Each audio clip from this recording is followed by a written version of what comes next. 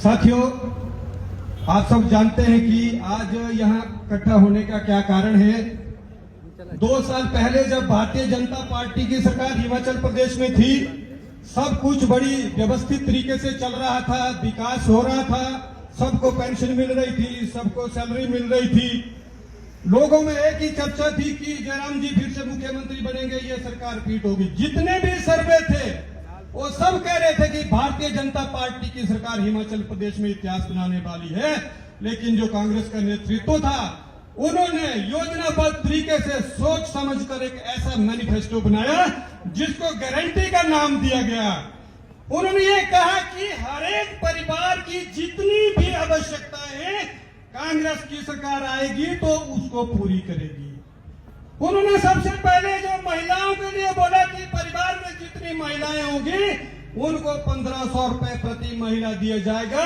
जितनी महिलाएं परिवार में होगी 1500 गुणा कर दो, उतने 1000 रुपए आपको मिलेंगे। इतना ही नहीं, उन्होंने कहा कि घर में जो आपने गाय पाली है, जो आप दूध बेचते हैं, क्योंकि हिमाचल प्रदेश में एक बड़ा इनकम का सोर्स है, गांव-गांव में जो माताओं बहनों ने गाय पाली होती है, कि हम आपका 100 रुपए किलो दूध भी लेंगे।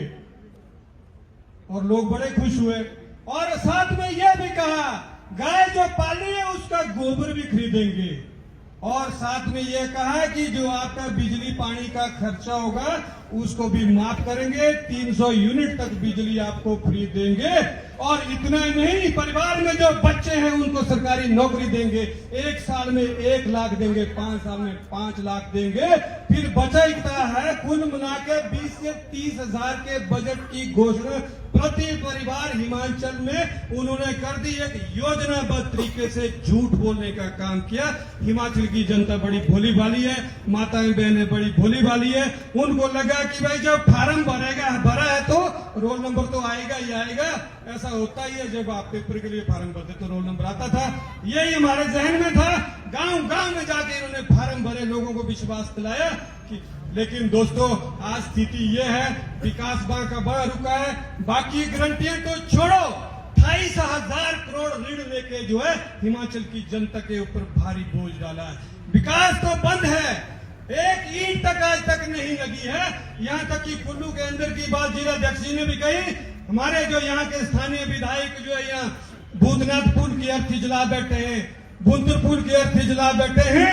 अभी तक जलाने के बाद तो पुनर्जन्म होता, नया पुल आना चाहिए था, लेकिन आत्मा आसमान में घूम रही है अभी पुलों की।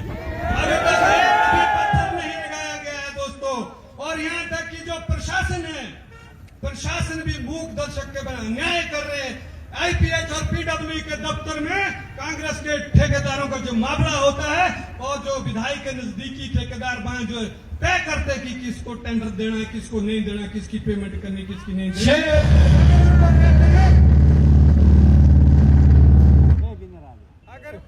अगर उन्हें कहते हैं कि भाई पेमेंट करो, वो कहते हैं भाई साहब 1200 फाइलें हमारे दफ्तर में पड़ी है, और जो पैसा नहीं है, पैसे का रोने वाली सरकार जो है हिमाचल को आर्थिक दिवालियापन की तरफ घेर रखा है। लेकिन अपने लिए तो खूब सुविधाएं जुटा रहे हैं। जब घर में इनकम कम होती है तो हम अपना खर्चा कम कर रहे हैं, लेकिन हिमाचल आर्थिक दिवालियापन की तरफ जा रहा है। अपना खर्चा, अपनी ऐश पचती का खर्चा बढ़ा रहे हैं। दोस्तों, मैं बताना चाहता हूँ, कांग्रेस जो हिमाचल की सेहत के लिए ठीक नहीं है, देश की सेहत के लिए ठीक नहीं है। इनका डीएनए ऐश परस्ती का है, इनका डीएनए केयरलेसनेस का है, इनका डीएनए लापरवाही का है, इनका जो समाज के प्रति दायित्व का अभाव है। इसलिए कांग्रेस को हटाना यहाँ से जरूरी है। इसलिए आप सबसे मेरा निवेदन है, एक बात और ध्यान में लाना चाहता हूँ। यहाँ का जो प्रशासन है उनको भी मैं बताना चाहता हूँ, प्रशासन भी सरकार के रंग में रंगा हुआ। लोग भर्तियों में डांस कर रहे हैं। कांग्रेस की सरकार जो अपने लिए सुविधा डाल रही है, आप भी मजे लो, हम भी मजे लेंगे। भर्ती में जो बड़े बड़े अफसर विधायकों के साथ डांस कर रहे हैं, पता नहीं किस नशे में चूर हैं। और ब्यूरोक्रेसी के बड़े बड़े अधिकारी, उनको मैं ये कहना चाहता हूँ, यहाँ पर कुछ भी स्थायी नहीं है।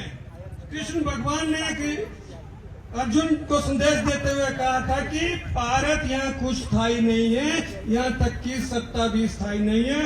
उन अफसरों को, उन अधिकारियों को मैं बताना चाहता हूँ कि ये बात ध्यान से सुने हमारे धैर्य की परीक्षा ना ले। जल्दी ही हिमाचल प्रदेश में भारतीय जनता पार्टी की सरकार बनने वाली है। हम सब के ध्यान में कौन डांस कर रहा है, कौन भेदभाव कर रहा है, कौन ठेकेदारी में लापरवाही कर रहा है। हमारे बीच हमारे बड़े नेता भी है, तो इसलिए मैं अपनी बात को समाप्त करूंगा। हम फिर कई लोकल लेवल पे बात करेंगे। धन्यवाद। जय हिंद, जय भारत।